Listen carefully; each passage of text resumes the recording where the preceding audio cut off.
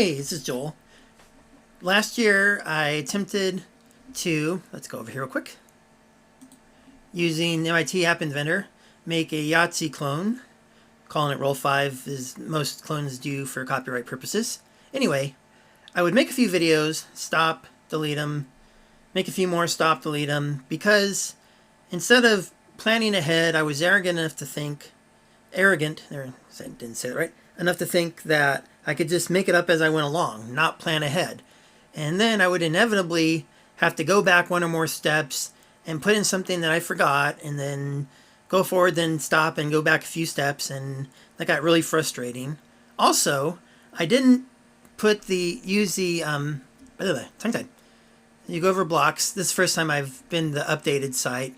Apparently they put some generic code here.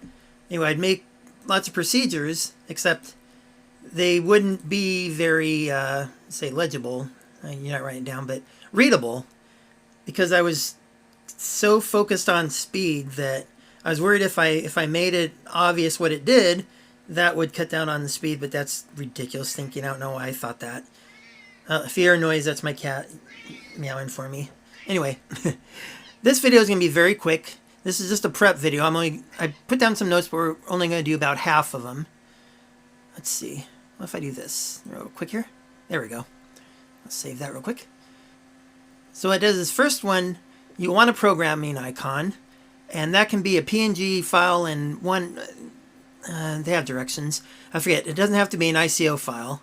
So I made it a PNG file. You see, roll 5, and it has 3 die there. 3 dice. Then next is a background icon, or yeah, background image rather, not icon. So here's the background image I did. Make it full size. Here, it's this view real quick, full screen.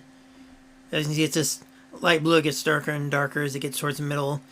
Green, no, that's supposed to be like this sky. I had a more complex picture using these colors. This is supposed to be grass, sky, and then hallway. I don't know what you call it. Anyway, a path going back. Anyway, all of it, you can see it's just, it gets darker and darker the further back it goes.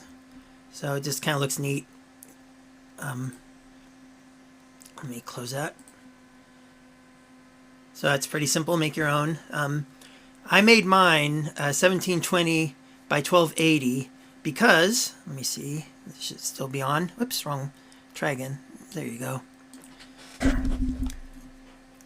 This is my phone being mirrored to the screen. I'll explain why in a second. I got 720 by 1520 screen size, so I went with the generic 720 by 1280 size.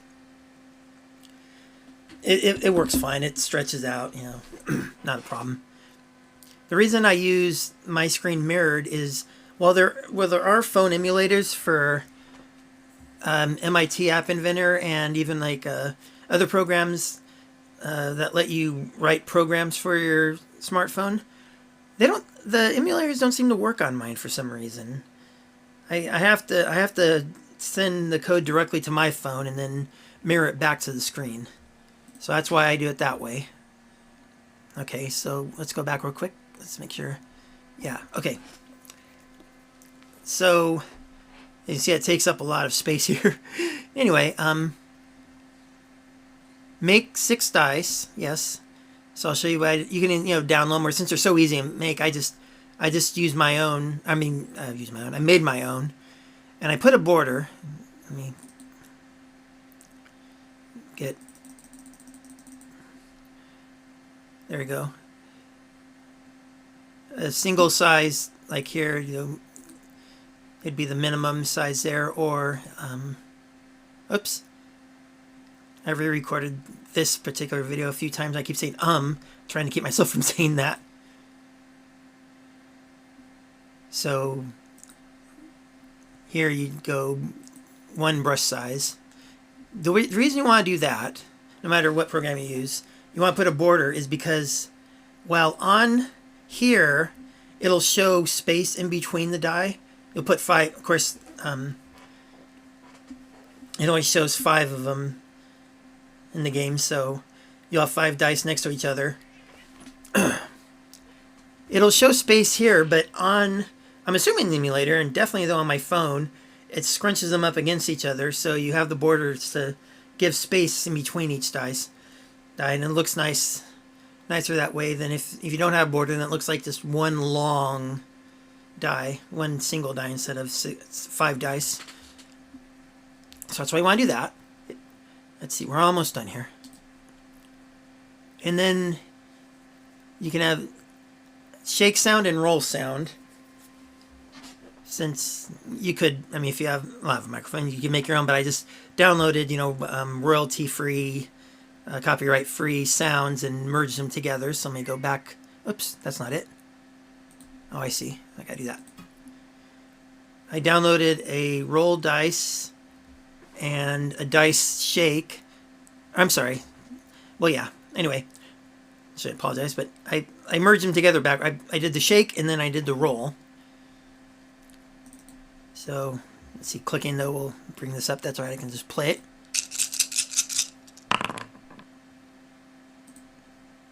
You can have them separate or together as one as I did. Either one's fine.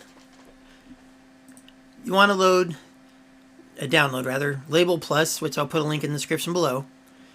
It allows you to click labels because there's no built-in way to do that.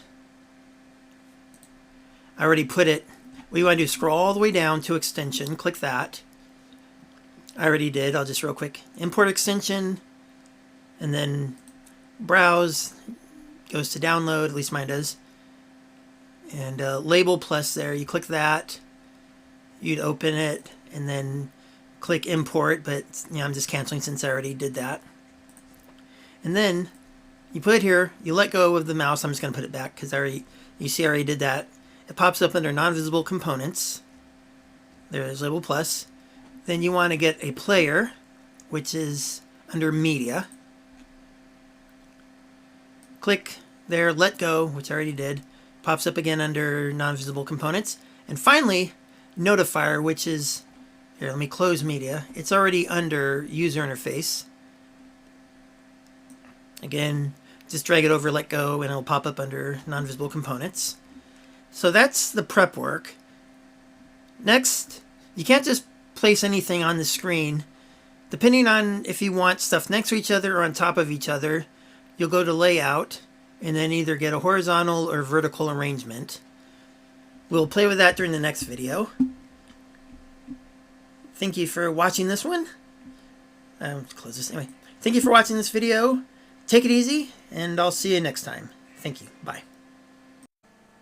Oh, and a separate recording I'll tack on to the end here. I forgot.